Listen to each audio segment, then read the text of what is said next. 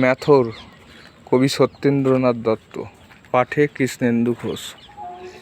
কে বলে তোমারে বন্ধু অস্পৃশ্য অসুচি, সূচিতা ফিরিছে সদা তোমারই পিছনে। তুমি আছো গৃহবাসে তাই আছে রুচি, নাহিলে মানুষ বুঝি ফিরে যেত বনে। শিশু জ্ঞানে সেবা তুমি করিতেছ সবে, ঘুচাইছ রাত্রি দিন সর্বক্লেদ গ্লানি। ঘৃণার নাহিক কিছু স্নেহের মানবে, হে বন্ধু তুমি একা জেনেছ সে বাণী।